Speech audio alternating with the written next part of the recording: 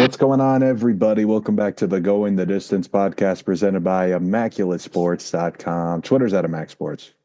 Instagram's also Max Sports. TikTok, YouTube, Immaculate Sports. It's episode 235, and we've reached the legal tampering period for the NFL. A lot of craziness has happened this week. We're going to talk about every team, every NFL team. Your favorite team will get talked about at some point today. And it's a little special for us, if you could call it that, because both of our teams got new quarterbacks. So at least it's going to be a completely different looking offense for both of us. Yeah, it's been a ridiculous start to the NFL free agency, and it hasn't even officially started, as it'll actually start tomorrow, I believe, at 9 a.m. But usually this Monday through Wednesday period, where it is the legal tampering period, is one of the most hectic 48 hours of the NFL season. And we actually got it even more in the weekend with all the different trades and all the different extensions that we saw. So there's been a whirlwind of NFL news really over the past week. And we're kind of going to digest that and interpret that today. As well as we've gotten like news by the minute as well too. So we literally just saw probably 5-10 minutes ago that DeAndre Hopkins is going to be a Raven, and I assume that we'll probably get a couple more signings or agree to terms, as the NFL insiders like to say, over the next course of the hour or so, and yeah, we'll go over that. So before we get there, the opener, as always, Kyler, what was the best thing that you saw from this past week? Yeah, you know what? I'm going to go with something that we'll probably talk a little more on later in the show, but I'll go with Justin Fields going to the Jets. A lot of people have asked me, like, wait, you actually like Justin Fields?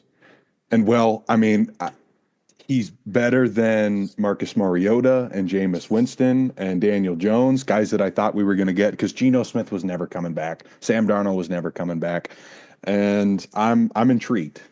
For sure, because he's making about the same amount of money as Daniel Jones is with the Colts, which is not that much for a guy who's probably going to start most of the games this year.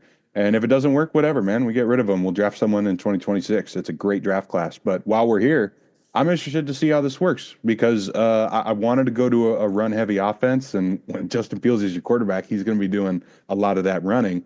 So we'll see. Maybe we'll go full option offense and see what happens. I mean, like, we had Michael Vick, but he was 40 at the time, so he wasn't running. Never seen this before for the Jets. Yeah, I guess there's a couple different things that I could choose for my opener. Geno Smith could be one of them. One of the Raiders, perhaps the best quarterback that I've seen in my lifetime as a Raider fan. But I'll wait to talk about that for a little bit, because I know we will get into that. So the two things I did want to talk about, even though I've said it pretty much every single week in my opener for the past 3 or 4 weeks, is Stanford baseball is really having a great start to their season. They go on the road, first road series of the year, go to number 4, North Carolina, and they took 2 out of 3 and kind of wake up the college baseball world as a team to be reckoned with. They finally get ranked as well too. I saw them ranked anywhere between 15 to 25. So first time with a little number ahead of their name this season for them. And then the other thing, I think it's important we do talk about the Dubs, because they've had a pretty good stretch ever since they got Jimmy Butler. And this past week alone, they've gone 4-0, beating the Knicks, the Nets, the Pistons, and the Trailblazers. And just a good stretch of basketball from the Dubs is always something that's super satisfying to watch. And I think we really saw that culminate yesterday in the game against the Blazers, where there was not a single guy that was really going crazy, but Gary Payton had his career high. Steph still had 24 points on like 60 or 70% from 3. Jimmy Butler had a triple-double. Draymond played well. Buddy Hield hit 6 threes. Like, everything was working for them last night against the Blazers. And when the Warriors are going good, it's one of the most satisfying sports events to watch, and hopefully should even get better with Jonathan Kuminga coming back on Thursday against the Kings. So, Especially against the teams they're supposed to beat, right? Like, the Knicks didn't have Cat. You got to win that game, and they got it done. Yeah. But moving on to those offseason grades in the first 48 hours, or whatever period you want to call it. We'll go our normal format, going through the AFC East and throughout the divisions. Starting off with the Buffalo Bills, who had a crazy couple of days. They extended a lot of their own. Josh Allen, most notably, getting 6 years, $330 million. Khalil Shakir, Greg Rousseau, and Terrell Bernard also signed extensions. They signed free agents Josh Palmer, Darrington Evans, and Michael Hoyt from the Rams. They have lost Matt Collins and Sam Martin, their punter, and they do have a ton of impact free agents still available under Amari Cooper, Von Miller, Russell Douglas, Austin Johnson, and DeMar Hamlin. So what do you think so far with the Bills? I got an A for Buffalo. Just being able to retain everybody. We knew Josh Allen wasn't going anywhere, but to get him locked up, he got that MVP contract for sure. And like you mentioned, Shakir, Rousseau, Bernard, all great players, Pro Bowlers. I don't love Josh Palmer, but I guess if you knew Matt Collins was gone and you had some extra money, this was the best wide receiver four available. So we'll see what happens with him. And Michael Hout. I think it's Hoyt. I honestly don't know. It's a very weird spelling for a name. Okay. Well, I know most of the Rams front seven guys get poached every year. So this is another one joining the squad. They need some help. I got an A. Yeah, I think something you'll notice with my grades in this as well too is I'm not going to give anyone an F because obviously there is a ton of time still left in free agency, and if we just say right now, okay, everybody stop, you can't sign anybody else, then I think everybody's roster is going to have quite a few holes in it.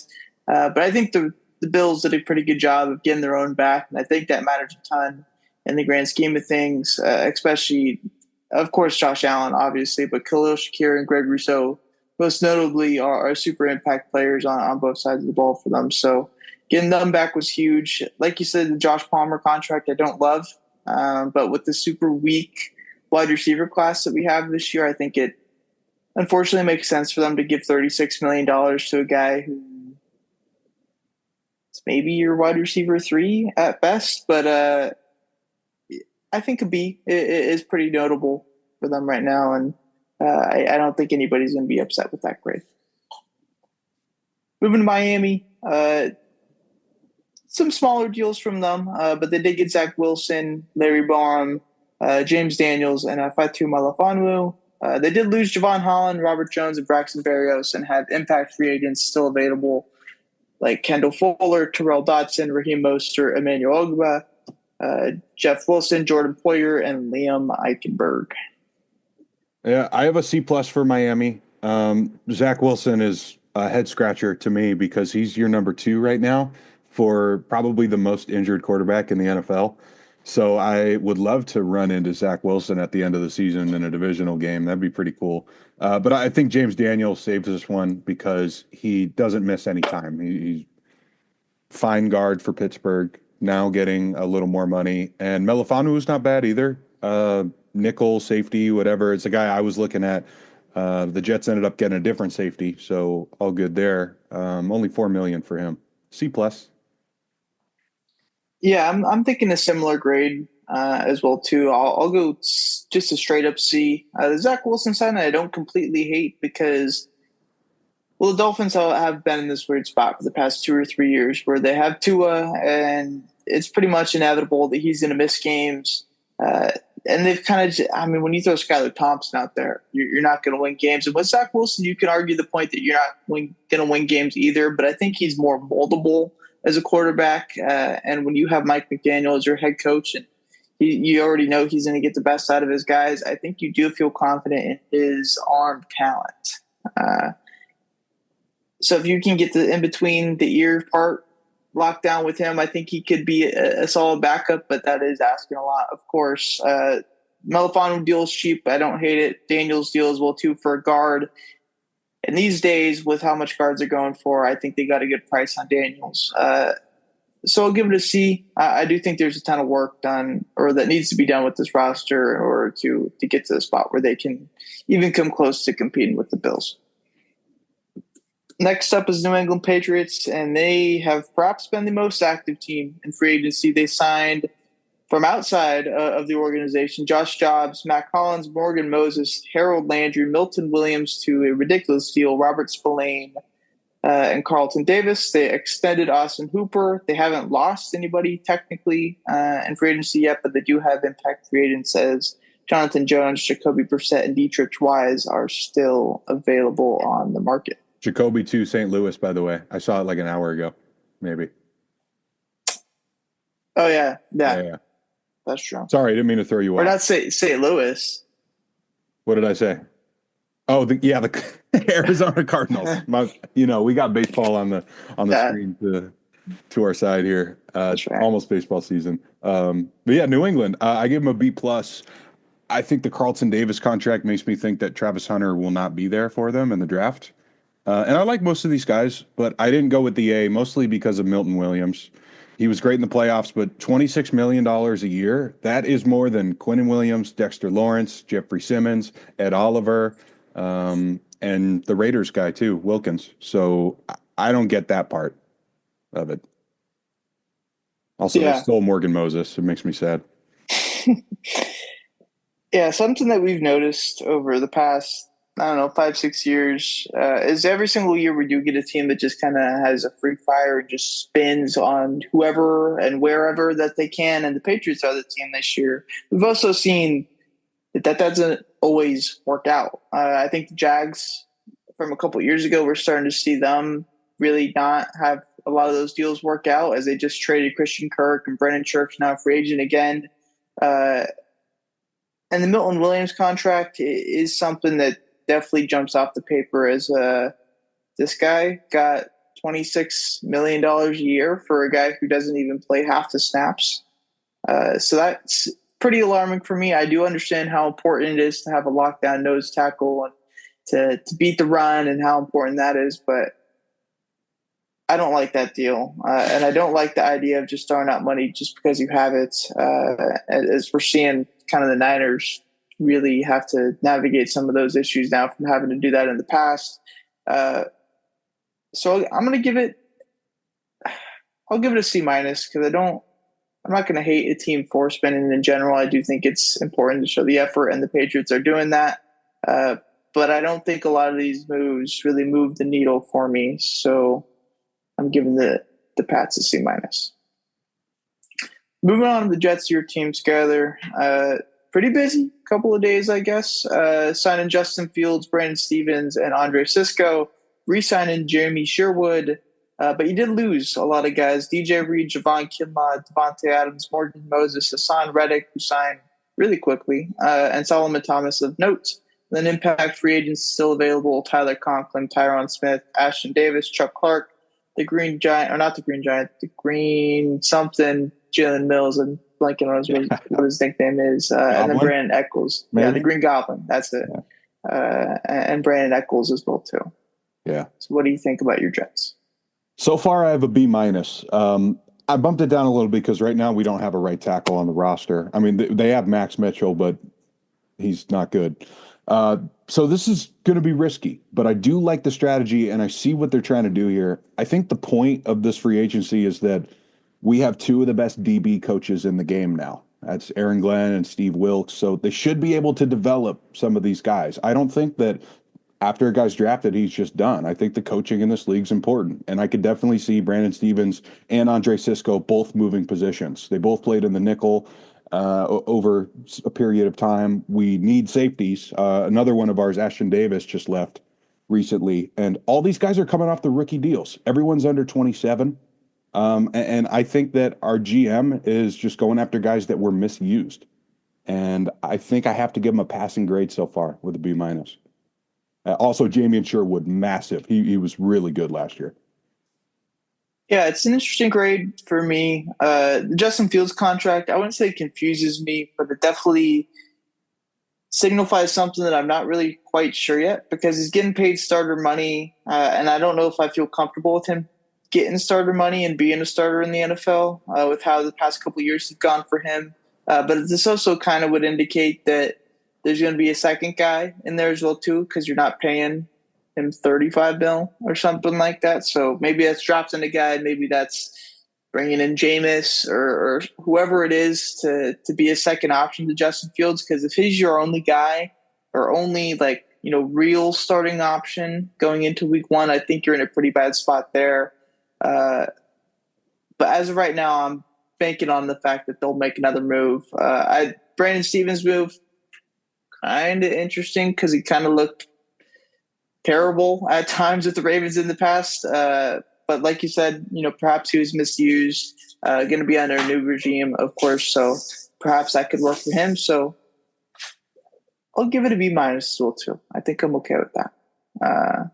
But nothing crazy financial mistakes so far, in my opinion. Exactly. That's the win. Yeah. Yeah. Next up, moving divisions to the AFC North, talking about the Baltimore Ravens. Pretty slow start in the offseason. Patrick Ricard re-signed. So did Ronnie Stanley. They lost Patrick McCarry, Brandon Stevens, who was just mentioned, and Malik Harrison. And then Impact Rated still available. I guess technically Deontay Johnson and Trey White, even though they weren't really impact players for them. Nelson Aguilar and Ardarius Washington as well, too, of note. Yeah, so I gave this an A just off the Ronnie Stanley extension because if you let him go to Kansas City, that would have been so sad. So just based off of that, I'm okay with it. Also, Patrick McCarry, we'll talk about him a little later. He's great, but what Baltimore is even better at is having these guys ready in the waiting. They're always drafting guys that are ready to come up and play guard. And that's kind of the new wave these days. Also, you add DeAndre Hopkins to that. I did a mock draft earlier. I had him taking a receiver in the first round. Maybe not anymore, but it is a 1-year deal. I just think that getting an extra body who Lamar can trust on third down will be big, so he doesn't have to run all the time. Yeah, I don't mind what they've done so far. They haven't really lost anybody that moves the needle backwards, but they haven't added anybody that's really moved the needle forward either. The DeAndre Hopkins signing for the money, it's not going to be like, you're looking at 1,300-yard DeAndre Hopkins from what he was with the Texans about 5 or 6 years ago. He's obviously a different player now, but I think down near the goal line, super effective, and on third down as well too, he could be really effective. And that was one of the issues with the Ravens offense, the third down passing game. And I think we kind of see that excel now with DeAndre Hopkins. So I like it. Obviously, I haven't done much yet, so I'm not going to give him a crazy high grade. But I think a B minus is reasonable in the first 48 hours. Moving to Cincinnati now, who have re-signed quite a bit of their own: Mike Gesicki, Tanner Hudson, Cody Ford, Joseph Adai, and B.J. Hill. They tagged T. Higgins for the second straight year. They signed Samaje Perine after a year hiatus in Kansas City. TJ Slayton and Oren Burks. They lost Alex Kappa, Akeem Davis-Gaither, and Sheldon Rankins. And then Mike Hilton, Trent Brown, and Von Bill are still available. I have a B for Cincinnati. I think not being able to extend T. Higgins is what kills their offseason here because that's going to be the biggest next move to happen after this offseason. But they brought back all of the important guys that they really needed. Mike Gesicki, they don't have any other tight ends. B.J. Hill for stopping the run. I really like Cody Ford at guard. And then they add, too, T.J. Slayton, really big run stopper. That was the one thing they sucked at. Oren Burks from Philly. This is how you do it. You take a flyer for $2 million on a guy who was great in the Super Bowl, not $104 million. So I think Cincinnati's in the right direction, but the T. Higgins thing's going to end up biting them at the end. I have a B. Yeah, and I don't think it's just the T. Higgins things that bites them. It's how they handled Jamar Chase last year is really going to bite them because they could have just given him $36 million that he wanted last year and been completely fine. And now they're probably going to be gearing towards closer to 50 than 40 in my eyes with him. And the T. Higgins is probably going to need not the same, but a pretty big contract next year as well too. And we're already seeing kind of the fallout of that is Trey Hendrickson is now going to be a guy that's going to be moved. Sam Hubbard, who retired, maybe didn't necessarily have to retire, but was like, hey, I'm going to play in Cincinnati or nowhere, considering how his career's gone, and just decided to hang him up. So I think they're in a rough spot. I do like the Oren Burke signing because it's a low risk, high potential type deal. But I'm going to give him a D plus for this so far, just because of the mismanagement prior. I think definitely weighs into this offseason as well, too. Moving to Cleveland, hope I never have to do that. But traded for Kenny Pickett, extended Myles Garrett after a interesting past couple of months with him. They lost James Hudson, but they still have impact free agents: Jedrick Wills, Jameis Winston, Nick Harris, Nick Chubb, Elijah Moore, Mo Hurst, and Devin Bush, who actually did he sign just a couple minutes ago? I don't think so. But Devin Bush did sign, returning back to the Cleveland Browns. Okay. So we do have that, but again, that's not too crazy. Pretty slow offseason besides Myles Garrett so far for the Browns. Yeah, I have a C. I think Myles Garrett saves the only F of the season. Like you said, we're not going to go that far on the second day of free agency. But I think there's a reason Philly let go of Kenny Pickett too, and the Browns fans' nightmare quarterback room of Watson, Pickett, and Kirk Cousins seems more likely every day. We did find out though they got Joe Tryon-Shoyinka from Tampa. I really like him. So again, it's not a fail, but these aren't above role players, other than the Myles Garrett extension. Inactivity from the Browns so far in free agency has to do with how their quarterback room is situated and the money going on there. And Deshaun Watson and the money allocated to him over the next 3 to 4 years is what's causing them to just kind of be forced to do nothing right now and just stand pat for the next year or so. I do like getting back Myles Garrett because if you trade him, I think you're in a really shitty spot. But I do think this is one of the times where it was kind of reasonable to just blow it up and trade him and get back a couple of first-round picks. Regardless, I don't hate them getting it back. I do like the Kenny Pickett trade because if you just compare Kenny Pickett to Dorian Thompson-Robinson, I think Kenny Pickett's a bit better than DTR and what we've seen from him in any NFL tape that he's put on the ground so far in his NFL career. But C minus, C plus, I don't think you're going to get anything outside of the C's from me. It's just been pretty mid so far in the first 48. Moving to Pittsburgh, they've had a pretty crazy couple of days. DK and Metcalf, probably their biggest move so far. They traded for in a trade with the Seahawks for a 2025 first or second round pick, as well as sign him to a 4-year, $132 million extension. They signed Donald Parham as well as Malik Harrison, but they did lose Dan Moore, Justin Fields, James Daniels, Dante Jackson, Najee Harris, and Landon Roberts, with impact free agents still available in Preston Smith, Mike Williams, Larry Ogunjobi, CJ Henderson, and Nate Herbig. So I have a B minus so far. They desperately needed Metcalf, and even though it's a hefty price, I think I'm okay with it. They still got a lot of work to do, right? Obviously, no quarterback yet. Who knows if Aaron Rodgers even wants to go to Pittsburgh, even though that's been the rumor.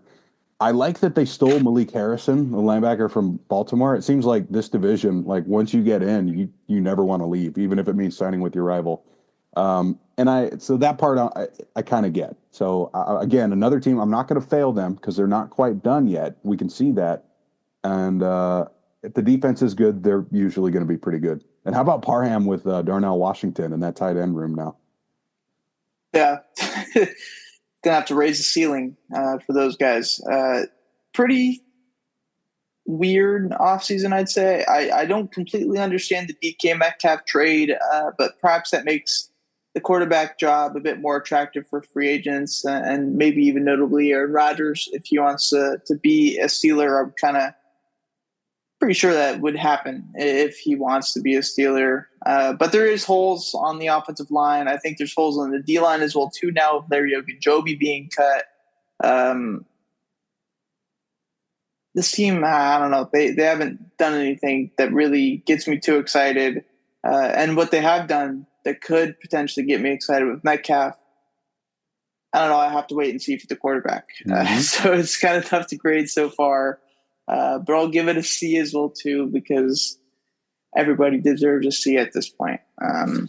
Moving on, though, to the Houston Texans. We're on to the next division.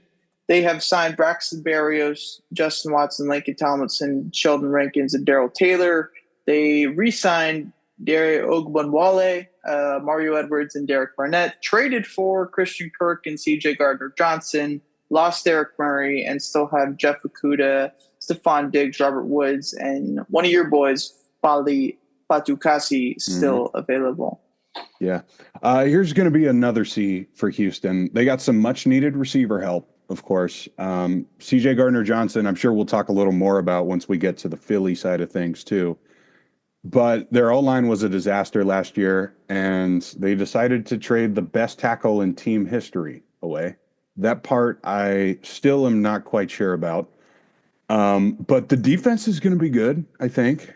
I just don't know if Christian Kirk and Laken Tomlinson are the answer for this team. I don't see them getting any better. Yeah, I'm kind of curious how the Christian Kirk money situation works out because I would assume that he's owed a very large sum of cash in 2025 and maybe even 2026 as well too. Same thing with CJGJ. I believe he's got a bit of a contract on him as well too. I don't hate these moves. The Lincoln or not the Lincoln Thompson, the Larry Tunsil deal is interesting because yeah, like you said, you usually don't trade your best tackle in franchise history, but I guess I can understand it from a financial perspective. And I do like some of the smaller moves they've made as well too, and bringing back Mario Edwards and getting Lincoln Tomlinson, Justin Watson as well too. So I'll give them a B minus. But the only thing that's dragging me down right now is that Larry Tunsil deal. Other than that, I think it's been a pretty good offseason for them. Indianapolis Colts have been active primarily with flip-flopping players from the Minnesota Vikings. They've signed Daniel Jones, Cam Bynum, and Mooney Ward. Re-signed Ashton Doolin. They lost Will Fries, Deo. I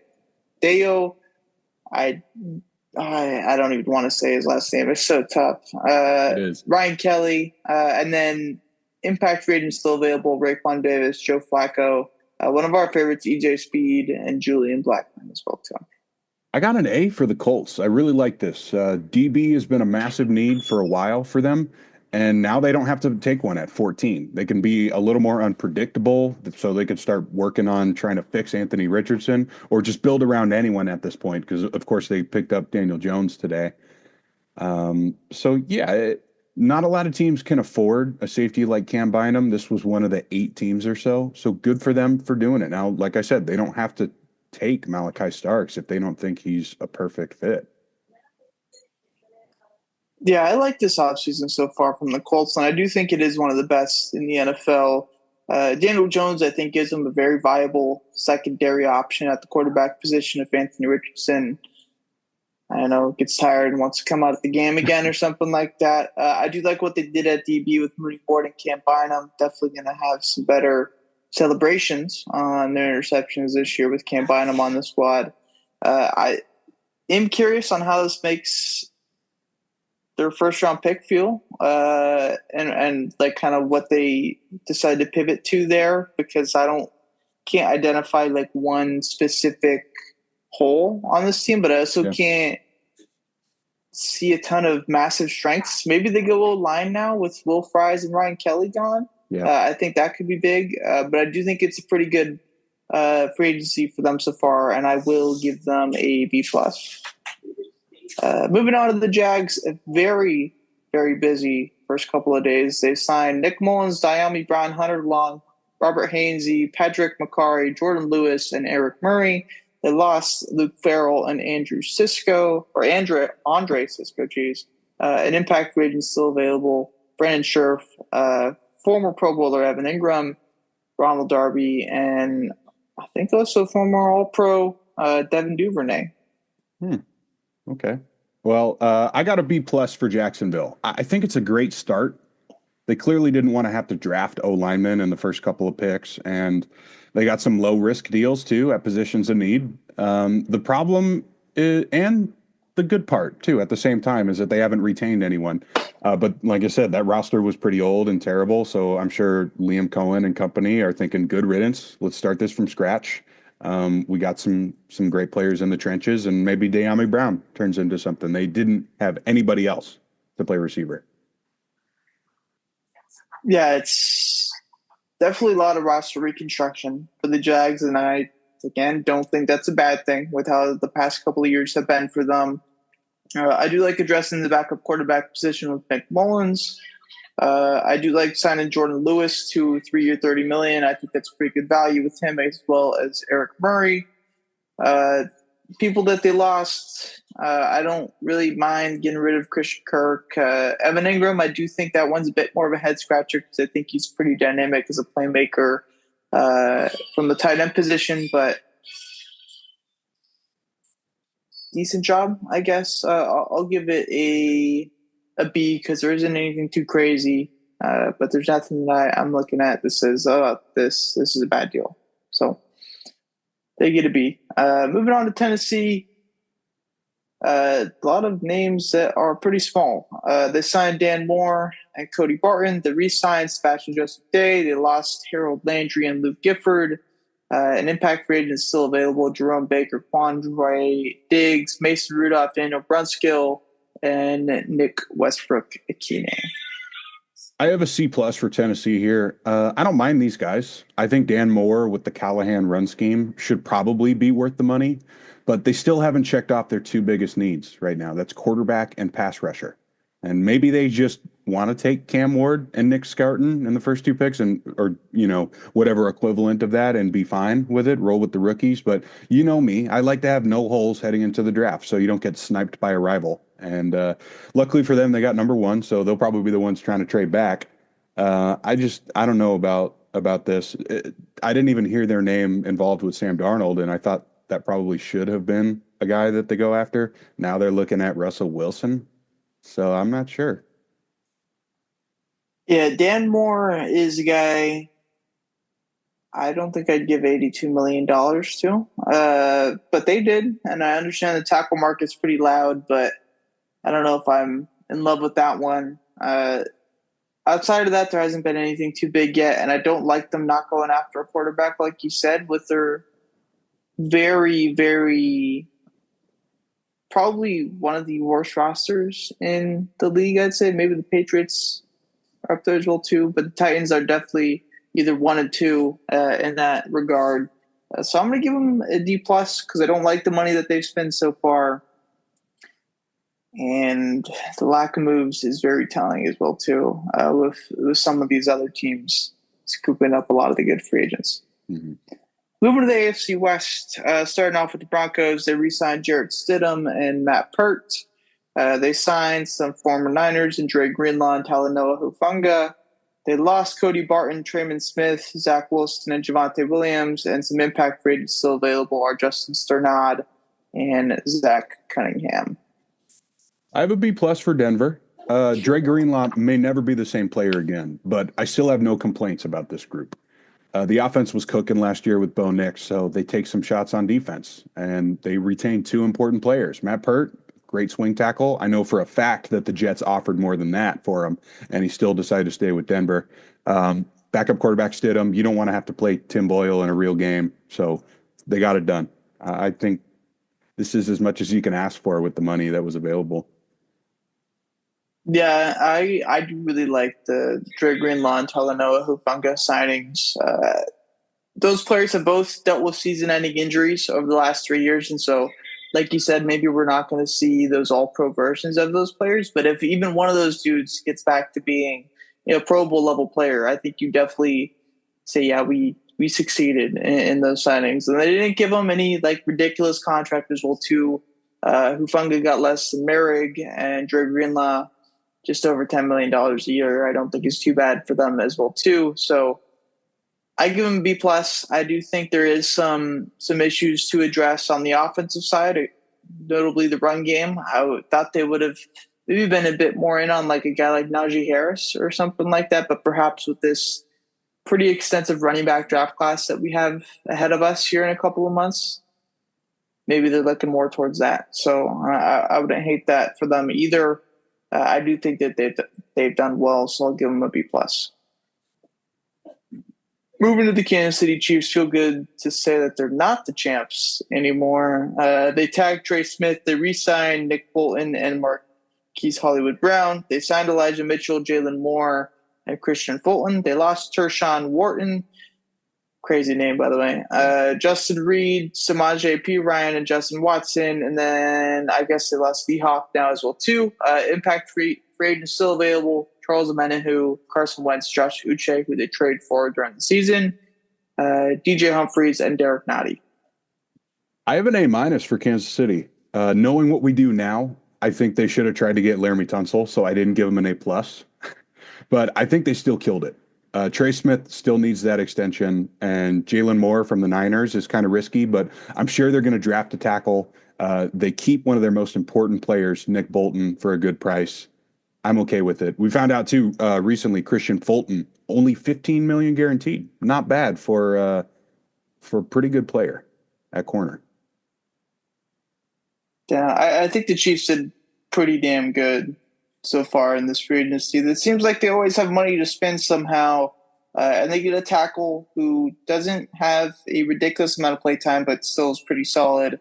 And the footage that we've seen, Nick Bolton, get him back for a pretty good price. Trey Smith, you're going to have to bite the bullet with the tag, but that's just how it is. Christian Fulton, like you said, pretty good contract for players, decently underrated. And Marquise Hollywood Brown, you get him undervalued again with him kind of dealing with injury this past year. So, yeah, A-. I think you could get away with B+ as well, too. Anywhere in that range, I think, is reasonable for the reigning AFC champs. Moving on to the Raiders. Pretty busy. Acquired Geno Smith in a trade, signed Alex Cappa, re-signed Max Crosby, re-signed Malcolm Kuntz, re-signed Adam Butler, and then signed Jeremy Chin, Isaiah Polamau back on an extension. Just got a Landon Roberts yesterday as well, too. And then I did see Eric Stokes just signed as well about 15, 20 minutes ago for $1 million or $4 million. 1 year or something like that. They did lose Trey Merrick, Nate Hobbs, Robert Spillane, Divine Diablo, with Marcus Epps, Caleb Chason, and John Jenkins still being available. I actually still have an A- for you guys too. So who knows how sustainable this whole thing's going to be in that tough of a division. But what we know is that Geno Smith's going to make things interesting. He's probably going to compete right away in that division compared to someone like Sam Darnold. And I didn't forget about the extensions too. Crosby, Butler, Kuntz, great players, of course. And it sounds like they knew about Merrick. He wasn't coming back, similar to the Jets with DJ Reed. So they have the immediate, cheaper plan so they don't end up getting screwed. I'm fine with Jeremy Chin. Solid. Yeah, I think something that we see from first-time GMs sometime is first year you have a lot of money to spend and you just kind of throw it at whoever. Not saying Patriots did that, but I think we did see a bit of that from them. And I do like the Raiders' ability to say, I wish we had these players, but they're just too expensive for our price range with Trey Merrick, Nate Hobbs, and Robert Spillane. We go the cheaper option for Jeremy Chin. I've seen a lot of Commanders fans being very upset that they could not match that for the price that he got. I saw a lot of people, Steeler fans, saying that Landon Roberts was a really good signing for the value that he got. Eric Stokes, I haven't really had any time to look at the reaction yet from that, but I would imagine that he's favorable as well too, considering his talent when he's on the field and not hurt. The Geno Smith trade I like as well too. I think especially if we're not giving him $45 million a year, it makes it even better. And one of the things I've seen primarily from beat writers so far with the Raiders is the feeling is that you need to lock down the guys on the first line of defense because if you have that first line of defense, the second and third lines, as in the linebackers and DBs, are a bit more easier to replace. And so I think there's a very definite desire to do that with extending Crosby, Kuntz, and Butler and letting some of the other guys go and looking for spots with free agents. But I like the value that we're getting. I like how we're sticking to what we want and not overpaying and having to bite the bullet in some rough spots. So I do give it a B. Nothing too crazy. Moving on to the Chargers. a lot of free agents that they are going to be losing. But before we get to that, they did get Najee Harris. They re-signed Bradley Bozeman, re-signed Khalil Mack, got Tierra Tart to return on a deal. Dante Jackson agreed to a deal, and Elijah Molden also signed an extension.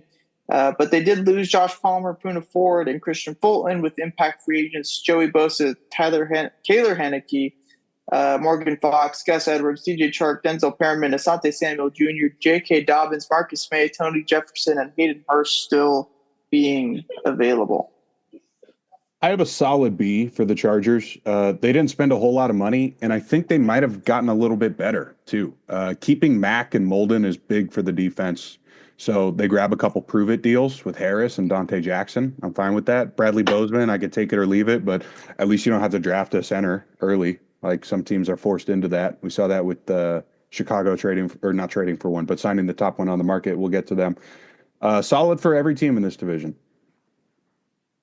Yeah, I don't hate what the Chargers have done. I also would expect a good portion of those still available free agents to come back to them because there was quite a bit of impact players that I think they can get back for pretty low deals. I do like the addressing of the cornerback position. That's always a super important part. And getting cheap running back, veteran running back is something that we've kind of seen from Harbaugh-led teams in the past, and we see it again here with Najee Harris. If they get him and perhaps get J.K. Dobbins to return, I think it successfully would have had a pretty good offseason. Maybe address the wide receiver position, get one more guy. They can do that through the draft as well too.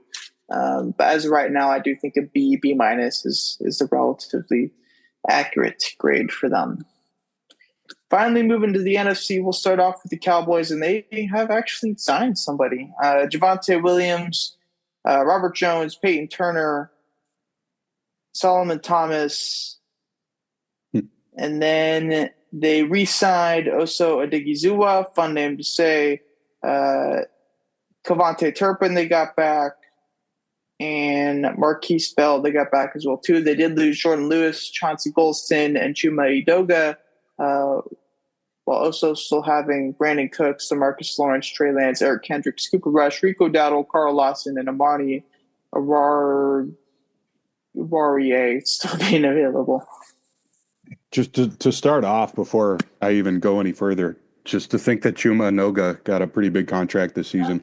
He was undrafted for the Jets and got Sam Darnold killed. That's how long it's been since I've thought about him. But anyways, I'm going to give Dallas a B minus. I saw that some Dallas fans online were upset, but once again, right, with this free agency class, there's no need to spend $100 million on Josh Sweat when you already know that you need to pay Micah Parsons soon. So I think their biggest win of the offseason was extending Odigizua right before Milton Williams got over $100 million. That is massive. If they waited till the summer, they would have had to give him over $100 million. And then taking a shot on Javonte Williams. Hey, he's better than what they had before. Yeah. I don't hate what they've done this offseason. I do think Odigizua is a pretty good value. 4 for 80 with only 58 guaranteed. Comparison, I think Wharton almost got that same amount of guaranteed money. But Javonte Williams, I do think they need to address the backfield a little bit more. Maybe go draft the guys well too. I do think that they probably will do that. But an overall pretty good roster already. I do like what they've done. So I will give them a B. Moving on to the New York Giants. They've had a pretty active offseason so far. They re-signed Tommy DeVito, Darius Slayton, Chris Manhertz, and then they signed James Hudson, Chauncey Golston, Roy Robertson Harris, Chris Ford, Paulson Adebo, and Javon Holland. They have not lost anyone technically in free agency yet, but they do have Isaiah Simmons, Drew Lock, Greg Van Roten, Adoree Jackson, and Azeez Ojulari still available in free agency. I have the same grade for the Giants, B minus, for a little bit of a different reason here. I like Paulson Adebo and Javon Holland a lot. I feel like we've been watching these guys play DB for like 8+ years now, especially Hollywood Vaughn, since he's from the same area, of course. And also edge rusher Chauncey Golston on the cheap 3-year isn't bad. But why didn't they just pay Xavier McKinney and Leonard Williams and Saquon Barkley instead with the same amount of money here? That's what's going to get all these guys fired in the end. It's not necessarily that this group of players it's bad. It's just that you're going to be paying off Daniel Jones now added on with Paulson Adebo's crazy bonus. Javon Holland, I didn't mind his contract actually, but I just think they messed up, man, and now they're trying to overreact. Yeah. I do like what they did, especially in the back end with the secondary, getting Paulson Adebo and Javon Holland. But I do think this free agency class did not work with what their needs were. There was a lot of, I thought they already had some decent pieces on defense, but offense in general was really, really lacking, specifically with some playmakers. I do understand getting back Darius Slayton, but $36 million for him seems maybe a bit hefty. But who knows? With Josh Palmer getting the same contract, uh, in any other class, I think they go for another wide receiver or two, and I think we still could see that from them. Maybe even getting a running back to pair up with Tyrone Tracy or a tight end as well too. But I don't hate what they've done. Like you said, kind of just the previous fuck ups is what's causing this one to maybe not be that good of an offseason. Regardless, the players that they got, I do think warrant a B minus grade. It's crazy to think Slayton is the best deep threat that hit the open market. Yeah. Moving on to Philly, the Super Bowl champs. They acquired Dorian Thompson-Robinson. They re-signed or extended Saquon Barkley. They acquired former first-round pick Kenyon Green in a trade with the Texans. They gave up C.J. Gardner-Johnson and re-signed the quarterback of their defense in Zach Vaughn. They did lose Milton Williams, Josh Sweat, Isaiah Rodgers, and Oren Burks, while having Brandon Graham, who's likely going to retire, still be a free agent, with Mekhi Becton, Avonte Maddox, and Kenneth Gainwell, who's still only 25 years old as free agents. Wow. I still have an A for the Eagles. It's another team that didn't really need to do anything, and I thought they still impressed. I'm okay with flipping C.J. Johnson for Kenyon Green. That's your Mekhi Becton replacement. You're not going to pay Mekhi Becton this year. That's completely fine. It's too risky. But they also extend two very valuable Eagles. That's Saquon Barkley and that's Zach Bond. Two guys that I'm not saying that it wouldn't work anywhere else, if you get in the right situation, of course. But I think it works the best in Philly for those two guys. Yeah, I don't hate the guys that they lost either. They have so much depth and so much confidence. I think from Howie Roseman to get guys to be able to replace Milton Williams and Josh Sweat on their defense through the draft that I don't think I would stress at all if I'm an Eagles fan with this situation. They haven't really lost anyone that really hurts them, I guess to say. I don't like the Dorian Thompson trade, as I kind of mentioned on the other side with Kenny Pickett and the Browns, but I don't hate it either. So as of right now, I like how they've allocated their money, and I'll give them a C plus, even though they haven't really added anyone except for Kenyon Green and DTR in trades. Moving on to the Washington Commanders, after their surprising year last year, they have re-signed Jeremy McNichols. They acquired Deebo Samuel in a trade, re-signed John Bates, re-signed Zach Ertz, acquired Laremy Tunsil, agreed to terms with Javon Kinlaw, re-signed Bobby Wagner, and signed Will Harris to small deal. They did lose Jonathan Allen, Jeremy Chin, and De'Ami Brown with impact free agents Marcus Mariota. KJ Osborne, who I didn't even know was a Commander. That's one of your guys. Cleveland Farrell, Dante Fowler Jr., Jamison Crowder, who's one of your guys, Yes. and Noah Brown as well too, still as free agents. I have a B plus for the Commanders here. They may have some cap issues here in a year or two, but this team was one game away from the Super Bowl, and another team. I think they got a little better this offseason. Javon Kinlaw is hilarious. We're paying Justin Fields and Sherwood less money than Javon Kinlaw is getting paid by Washington next year. But Laremy Tunsil is a big time move here. Deebo comes in as a number 2. John Bates, I didn't think they were going to get. So the offense is going to have a lot more options. They're going to rely on Dan Quinn to fix this thing. And just to reiterate, Laremy Tunsil is blocking the blind side for Jaden Daniels next season. Yeah. pretty quickly thrusted into a Super Bowl competitor roster when you have a pretty damn good quarterback in Jaden Daniels. And I think they got better pretty clearly to see in the first couple days of free agency. I would like them to, I don't know how they would address the run game, but I definitely think they need to run the ball more next year, but that doesn't really have to do with anything that we've seen in the past couple of days. Maybe having Larry Tunsil helps with that. Javon Kinlaw, I guess, would be the only like iffy contract I see on here. But I do like getting Debo. I do like getting Zach Ertz back. I do love getting back Bobby Wagner for a pretty cheap deal. So I'm going to give them an A minus, even with the Kinlaw deal that I don't love, because they've done really well in getting some impact players on a team that already has a big up arrow in their trend. Moving on to the Bears. They've been active. They signed Durham Smythe. How about that?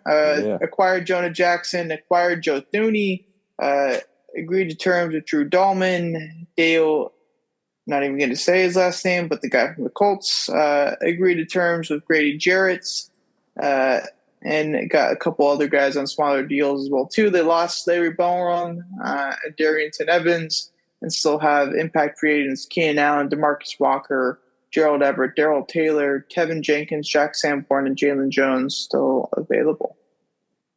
I still gave the Bears an A plus on this one. I know some guys like Big Cat on Twitter are like, "Don't jinx us. It's not an A plus," but they had a really bad interior last season, so they immediately grabbed those three guys: Tooney, Jackson, Dahlman, three Pro Bowl level players to fill all those spots. And how about Deo? I think it's Odeyingbo. Deo Odeyingbo, and D tackle Grady Jarrett too. Two more positions. You don't have to draft. Maybe they're worth a little more than that, but you know, whatever, man. You got an offensive head coach now. You can afford to do stuff like that. Yeah, they address the trenches big time. And I think we see a lot of impact with Ben Johnson on this one. Obviously, the Lions have had one of the best offensive lines in football for the last couple of years. The Bears have not had one of the best offensive lines in football in a long time.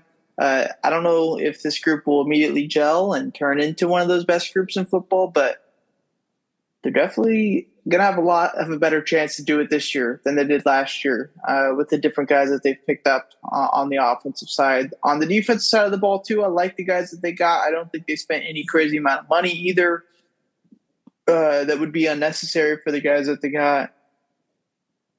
Maybe draft a wide receiver or get another running back to pair with Swift in the draft, and I think you're looking at a pretty damn good offseason from them. So I will give them an A minus, tied with the highest grade I've given out so far. Okay. Moving on to the Detroit Lions after their disappointing departure in the NFC playoffs. They have re-signed Marcus Davenport, signed Derek Barnes, and signed DJ Reed.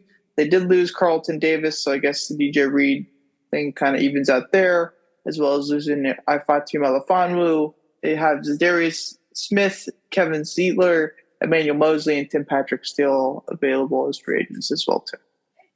I have an A minus for Detroit because I thought they were going to lose way more of their guys. Skipper, Davenport, Derek Barnes specifically, and probably a few more are coming back. But I can promise you as a Jets fan that DJ Reed is a spectacular player. He's worth every penny. That's the big thing for me. Get another veteran back there with all the rookies. Yeah, I do really like the DJ Reed signing, and I think he fits right in with that very playmaker-esque Detroit secondary that they have right now. Getting a guy like DJ Reed, I think, fits right in. They didn't really lose too much either. I guess Darius Smith is rough, but they traded for him anyways, so it's not like you expected him back on a big contract or something like that. Carlton Davis being gone doesn't really mean much with DJ Reed being in there. And Melifonwu, they didn't really playing too much, I don't think, either, so I don't think that hurts them at all. I like it, even though they haven't really done much, and so I will give them a B. Moving on to the Packers. pretty busy. They agreed to terms with Aaron Banks for 77. They re-signed as a McDuffie. Agreed to terms with Nate Hobbs, and then also re-signed Brandon McManus, their kicker. They did lose to Daryl Slayton with impact free agents Eric Stokes, now gone actually, so he's a Raider. But AJ Dillon and Corey Ballantyne also being available too. I have a B plus for Green Bay. I think Nate Hobbs at only 16 million guaranteed is a steal, actually, and I'm really hopeful that Sauce Gardner resets the corner market this summer and stays a Jet for a long time, and that will make a deal like Nate Hobbs' deal this year look like nothing. And also, Aaron Banks seems like a pretty good fit for a team that wants to run the ball a lot more. They understand the window has opened up, but it's going to cost you a little bit to compete in this division. So I didn't knock these guys down as much.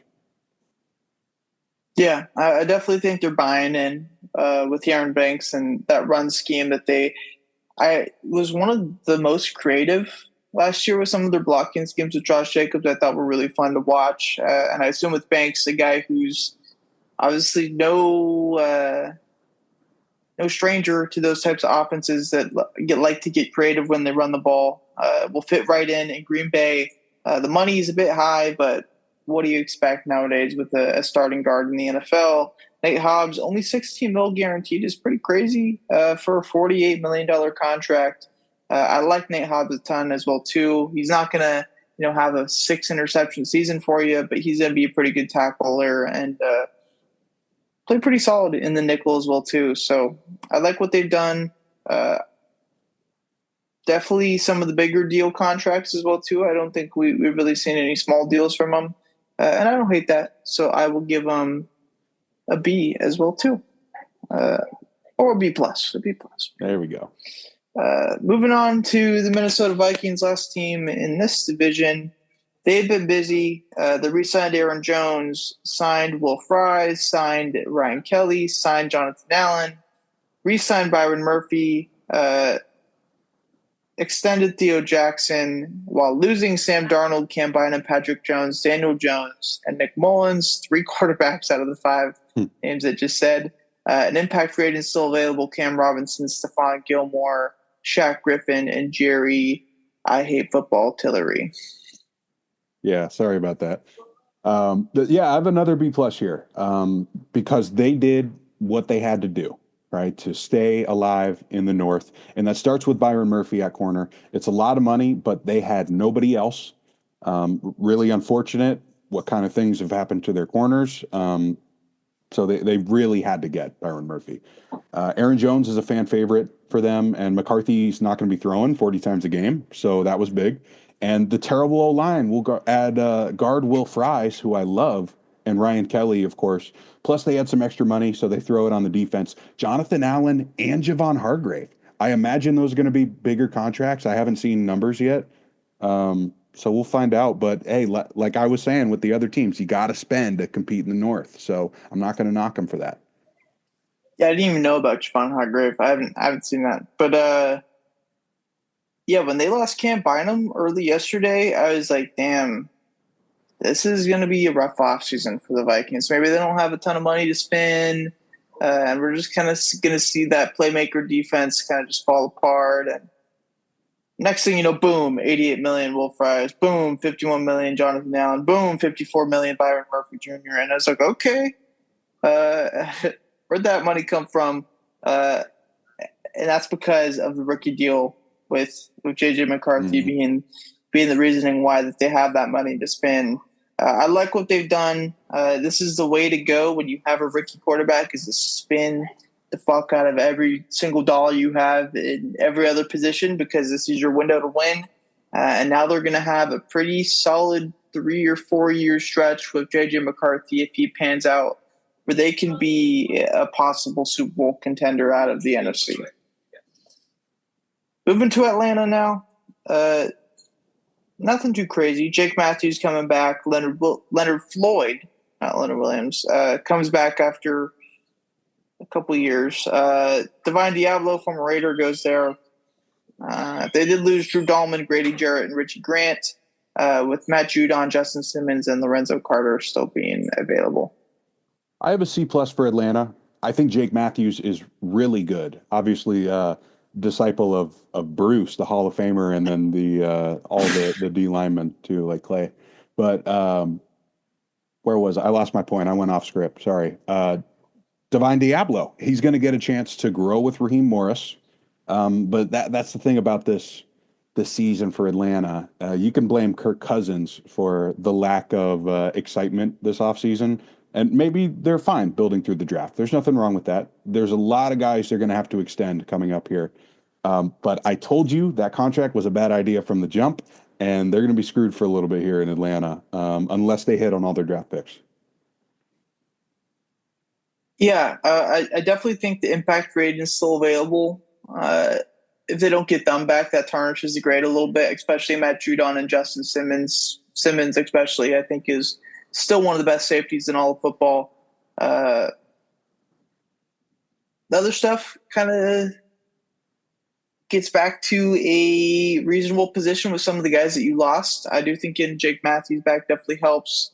But as of right now, I don't think I'm willing to give him higher grade or lower grade than a C. And that's will be where I stand. Mm-hmm.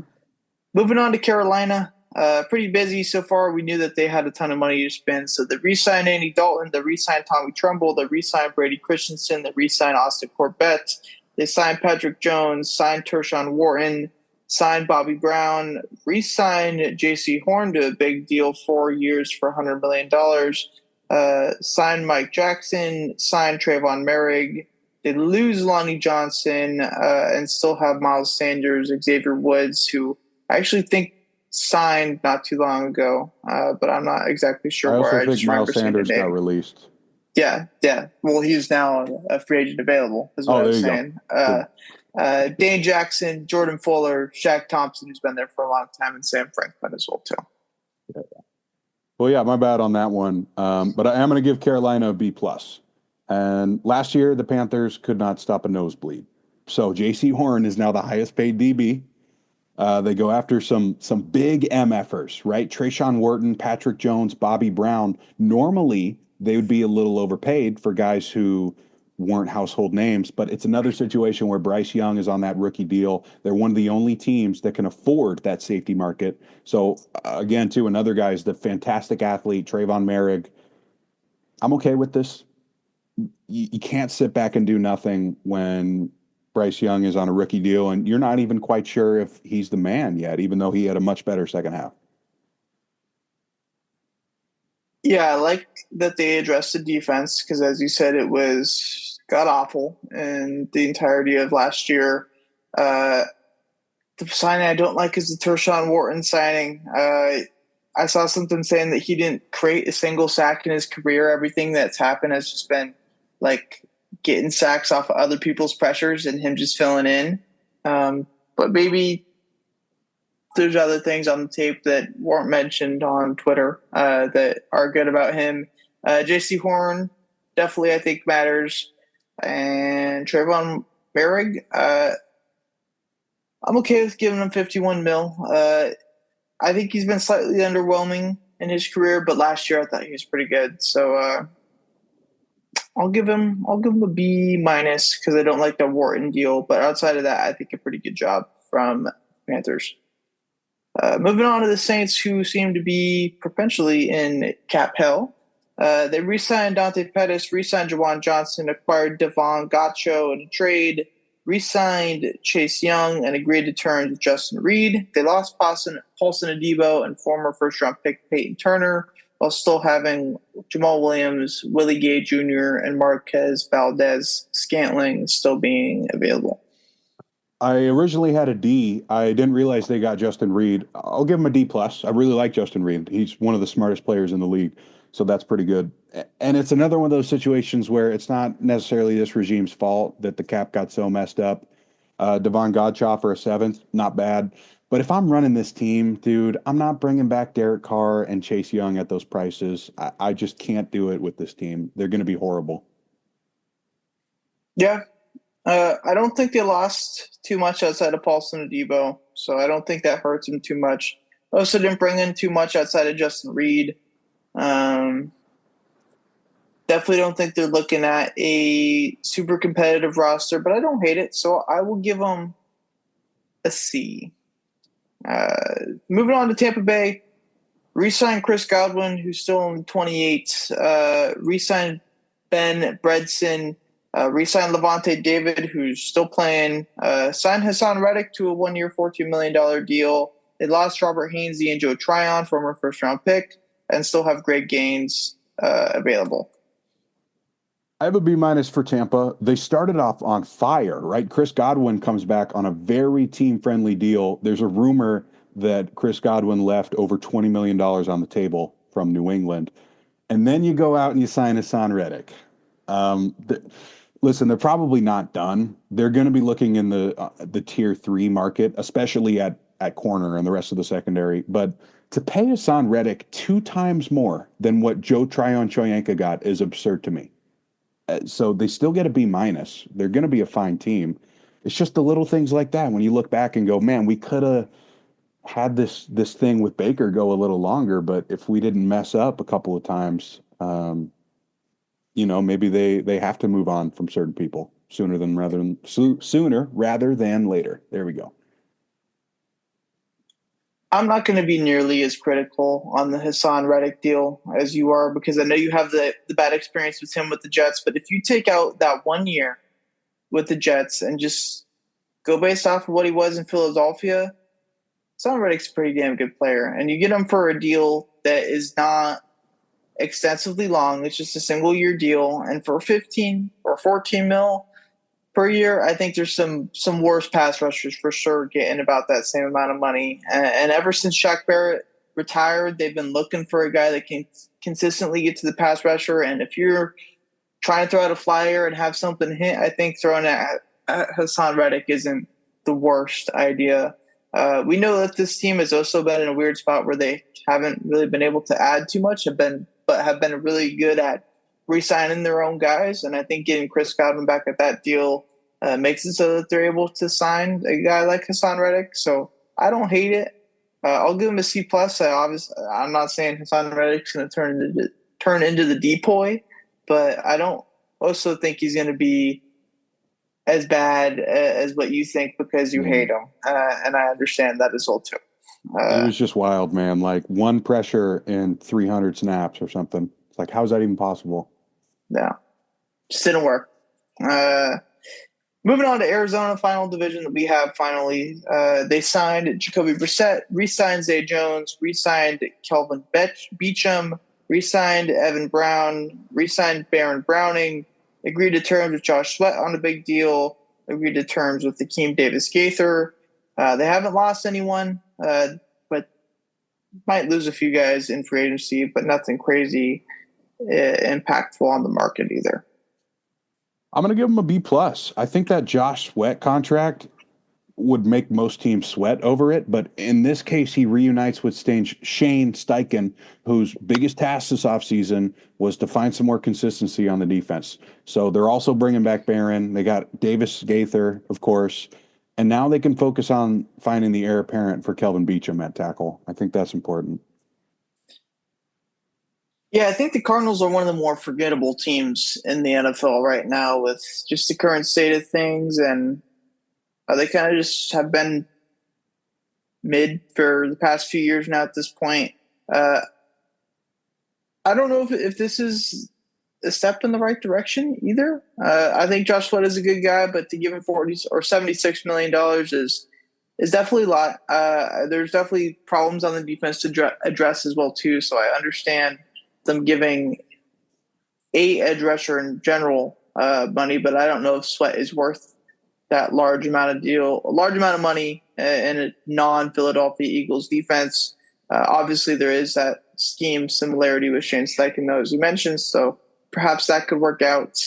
I like Jacoby Brissett as a solid backup. I think that's a good backup plan to Kyler. Just again with this free agency, it didn't really fit their needs. I know the defense was an issue, and there's some guys out there to sign, but I think they needed some offensive pieces as well, and there just wasn't really anyone out there. It's just not an offensive free agency this year, and that can be tough to navigate sometimes when you need offensive playmakers. Moving on to the Rams, they got Jimmy Garoppolo back. They got Matt Stafford back. They agreed to terms with Devontae Adams. They re-signed Tutu Atwell. Re-signed Alaric Jackson to a pretty big deal, 3-year, $57 million. Re-signed or signed Poona Ford.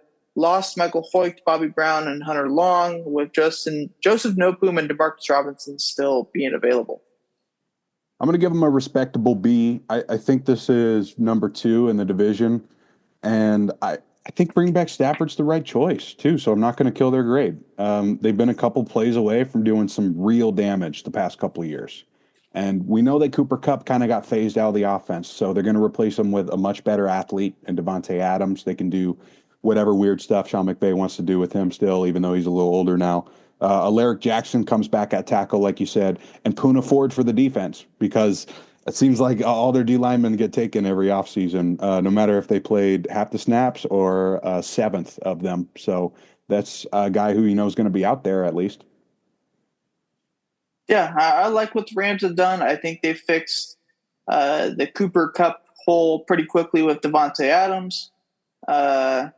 I think the biggest perhaps issue, I would say, even though it's not that big of an issue, is they need a big play guy at the running back position, and Kyron Williams just hasn't been able to break any over the past few years. And so maybe add in not even a big deal or even a big draft pick, but like a Raheem Mostert or something like that, just a guy that can break one or, be a third down back for them in a different way.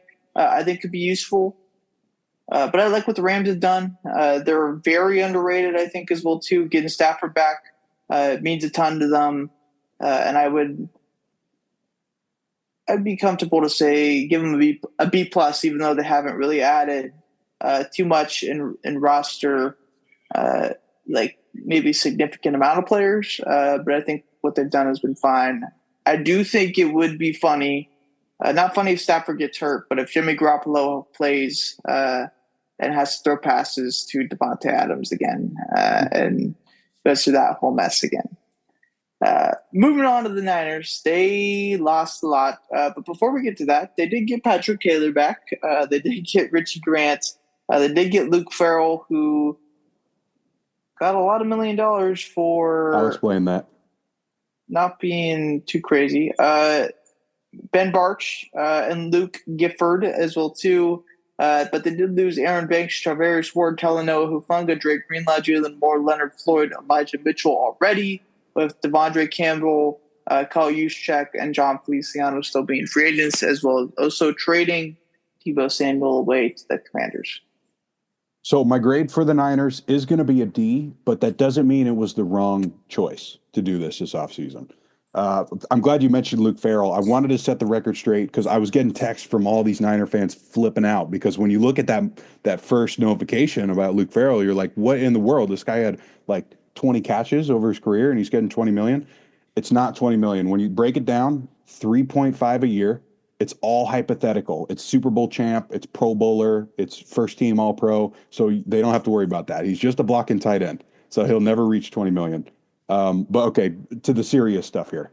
I don't necessarily think it's bad to get rid of these guys. Debo, Hargrave, Greenlaw, everybody else, Hufanga, even Juszczyk. They've all dealt with massive injuries.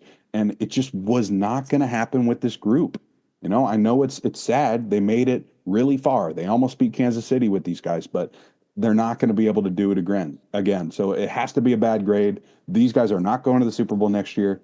But here's the positive. If Purdy plays well, if he gets that looming extension and they convince a veteran receiver to trade there, I think it's all going to be forgiven shortly because they got Robert Saleh now. I guarantee you that defense won't be in the bottom half after he gets some of his guys. Yeah, it's kind of interesting seeing all these guys leave because we've known the Niners to be one of the most complete teams in the NFL for the past 4 to 5 years. And I think we're definitely going to see some more holes and more guys that are going to get some opportunities in the next year. I think we're looking at a legacy John Lynch draft for him if he can get this team and hit on draft picks and get them back to being a Super Bowl contender very quickly. they're like, damn, John Lynch is a damn good GM, and he still is a good GM regardless because he made the tough moves that were necessary to make this year. But if he has a bad draft, then I think we could possibly even look at the Shanahan Lynch regime being out in a couple of years as well too.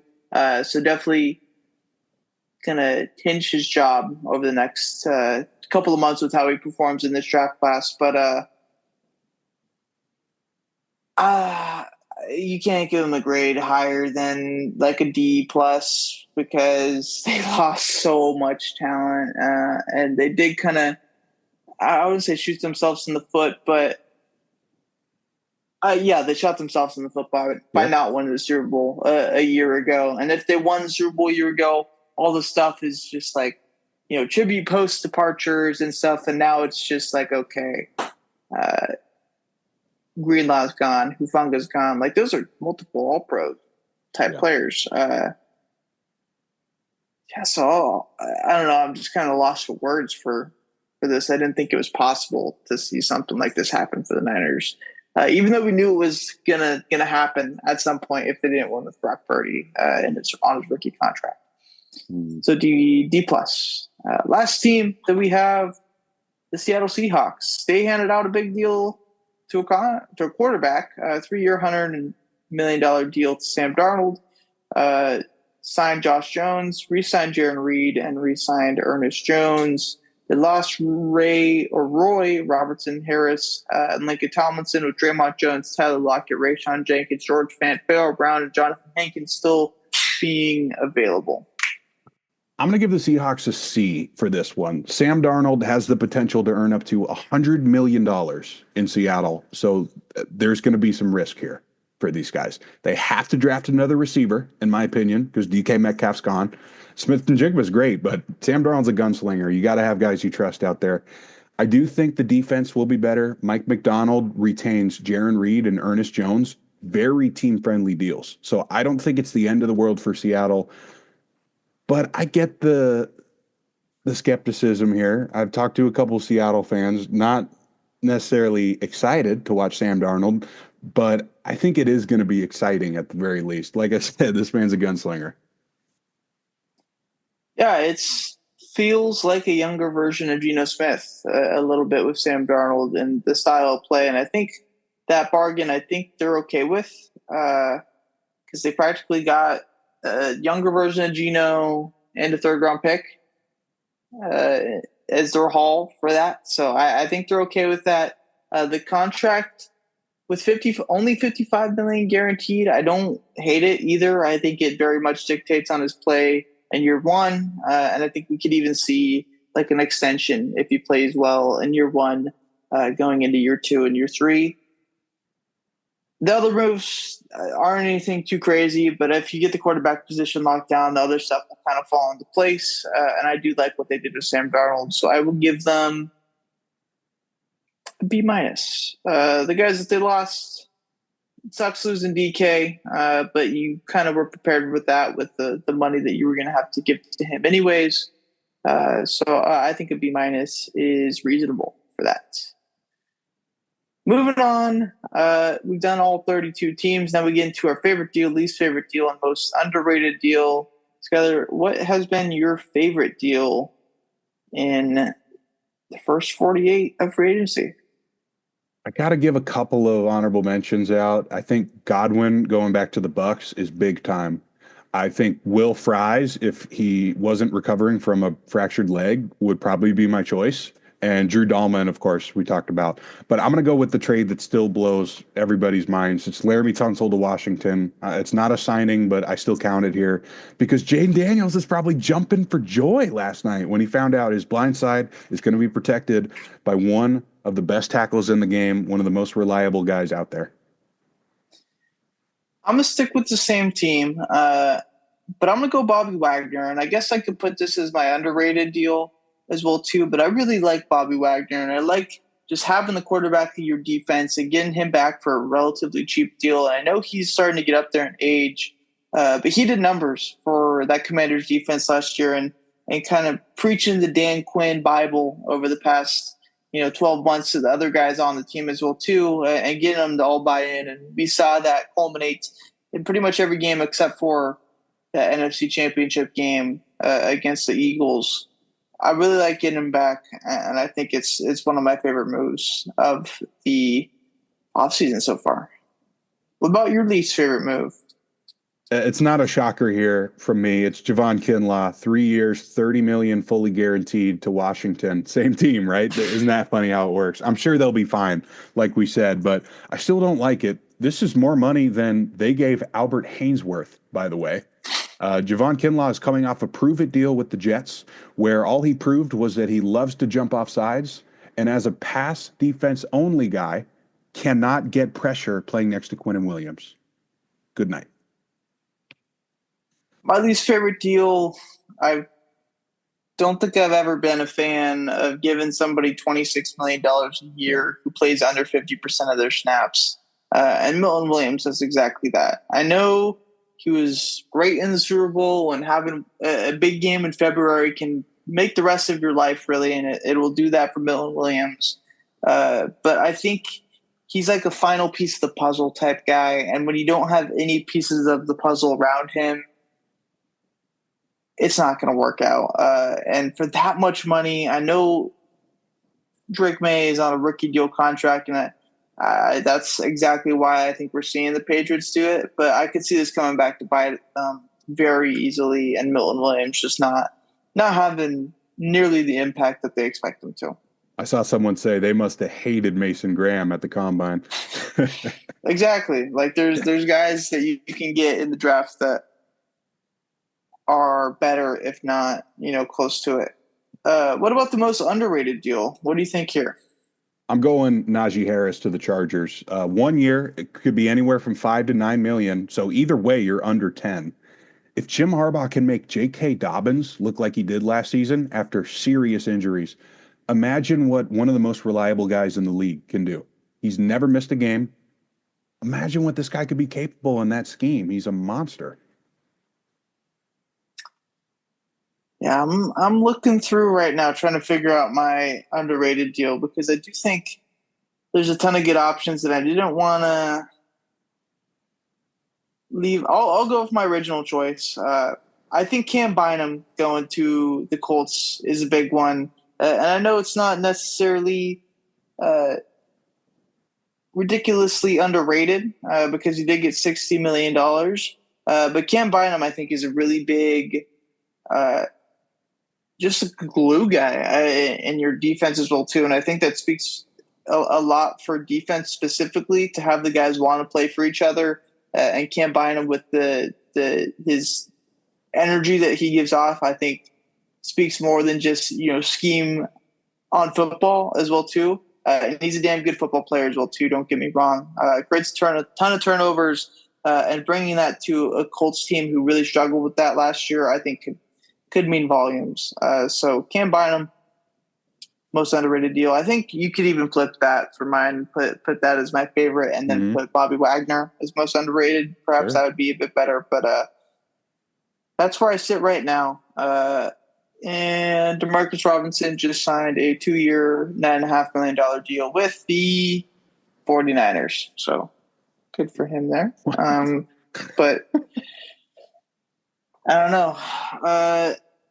You have a mock draft, apparently, and I'm learning about that right now. No, basically, a couple of weeks ago, what I did after the combine was just go through some of the top 10 picks and see if anything has changed since then. And obviously now, most of these teams have new players, and we know, okay, maybe they won't take this position anymore. So we'll run through real quick. We'll start off with Tennessee. The rumor is still they desperately want to trade this pick. They don't want to pick there. They're not in love with Cam Ward. So that makes me think that they wouldn't take him if they pick there. So I have Abdul Carter there still right now. Again, it makes it really weird that they didn't get a veteran quarterback. Maybe they have to take somebody else in round 2 because I don't know who's trading up for 1, man, unless they're taking Travis Hunter or Abdul Carter. And speaking of Travis, at number 2, I'm going to make the bold pick here. Cleveland not taking a quarterback. The rumor is they want another veteran instead, Kirk Cousins possibly. So I haven't taken Travis Hunter. I think he'd be perfect there as a corner. and receiver. This is one of the teams that would play him at both places, I think. And that's pretty exciting because I think this is the most talented player in the class. Number three is the Giants. Seems pretty self-explanatory now. Another team, they probably didn't think they were going to get Travis, which makes me think he's going too. So I have Cam Ward, first quarterback off the board. Um, Sounds like Aaron Rodgers and Russ are the two guys, and that makes me think whoever they end up with, they need to draft a quarterback either way. Um, Number four, the Patriots is where things get really interesting. Like I mentioned, I don't think Mason Graham's an option anymore. Too much money for Milton Williams. I have Armin Membu, Missouri tackle. He's the one guy who actually we know day one will be playing tackle. So that's why I have him. I still think that Will Campbell's probably just as good. We'll see where he ends up. Number five, Jacksonville. There's just not a lot of corners I would take at this spot. So I do have Mason Graham still there. They didn't really get a D tackle. They ended up getting a receiver and some secondary members. So probably wouldn't take one in the first round. Number six, your Raiders. If you notice, probably Shadur Sanders is still here. I'm still not going to take him, though. I think there's a reason that there's been reports about quarterbacks falling, and Shadur might be one of those guys. It won't be all the way out of the top 10, but for now, I think Tedero and McMillan's more important to this team if they're really trying to win now. And, I mentioned it last time too. This is like the one body you guys are missing from the offense. And I don't know about running back at six, even though, I love Ashton Jeanty. Number seven with the Jets is weird. I have Tyler Warren currently. I think they're going to want to trade this pick because they didn't end up getting Morgan Moses back. And you're probably not taking a guard at seven. Man, the Jets always zig when you think they're going to zag. So I'm not really sure. That's why I have the tight end as like a placeholder for now. Carolina at eight, we know that they didn't really get a receiver. So, hey, that could be someone. But with Ted McMillan off the board and Tyler Warren, I gave him Shamar Stewart. I'm going to give him the best edge rusher available. Edge is one of those positions they didn't really figure out this week, yet, at least. Number nine, New Orleans. I'm not a fan of what they did, so I ended up giving them Shadur Sanders. I think he would love New Orleans. I think that Derek Carr could teach him a lot because he's obviously not a bad player. It's just a really weird cap situation over there. So maybe they try to get the timing right with Shadur in a couple years from now. I will mention the Niners at 11. Now that they've blown it all up, we should probably talk about them. If I'm them, I'm probably taking edge rusher. There's a couple good ones left. Jalen Walker, Georgia. Michael Williams, his teammate, Georgia, of course. James Pierce, Tennessee. There's also linemen. We still have Will Campbell on the board. There is very likely that Kelvin Banks is going to be on the board based off of what we heard. So any Niner fans out there, most of our friends, there's definitely an opportunity to shake things up, like you said. I don't think there's a consensus for them at 11. They usually don't pick here, so there's a chance to do something special and save the team.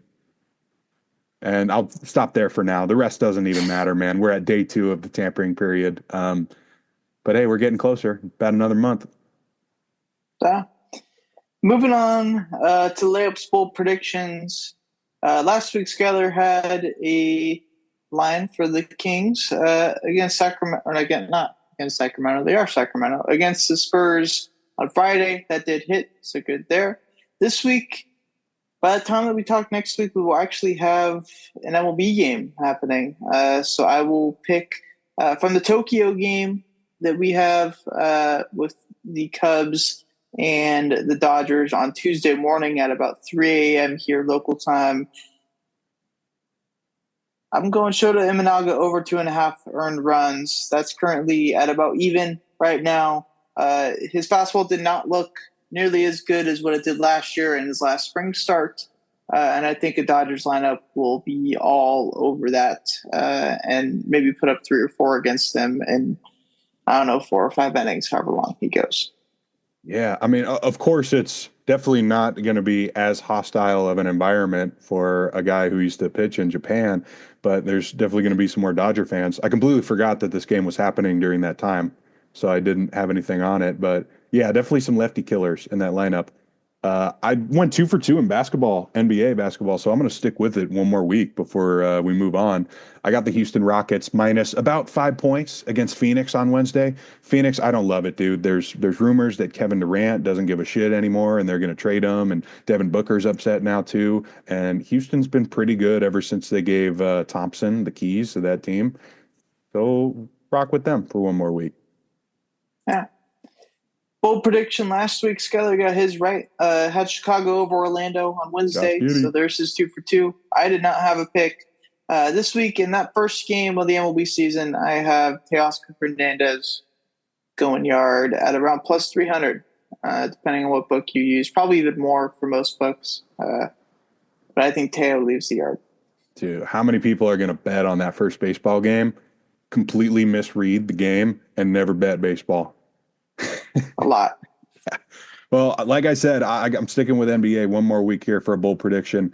The Atlanta Hawks are playing a lot better right now. I got them winning at home against the Clippers, who still technically have a playoff spot in the West, but they are just not that good on the road. It's just something about that new arena, I think, that gives them some extra life late in games. I think Atlanta should take care of them on Friday night. And by the way, too, the next time we talk, we will know the seeds for March Madness. We got tournaments all weekend. Excuse me, it's Tuesday, all week long for college basketball. It's been a really great college season. And I know not everyone watches the regular season, but trust me, this is going to be a fun year. There's not the same kind of blue bloods in the mix here other than Duke and the Big 12. That's going to do it, though, for episode 235. Next week, we will not do an MLB season preview. That'll be the week after that, which is kind of similar to our format when there has been some of these, Tokyo series or Seoul series stuff that we've seen over the past few years, where there's been a couple of games like 2 weeks before the season start. We're not going to completely throw a wrench into everything and do our season preview now. So we'll see that on the 25th, I believe, with the MLB season really having opening day on the 27th, I think. So you'll see that then next week. Like you said, March Madness, maybe we'll pick a bracket or something like that on the show. And we'll figure the rest of the stuff out. We'll definitely have some more NFL news over the next 7 days, so that'll be good. But yeah, we will see you guys next week. You got any parting notes? That was it. It was just, I remembered about March Madness.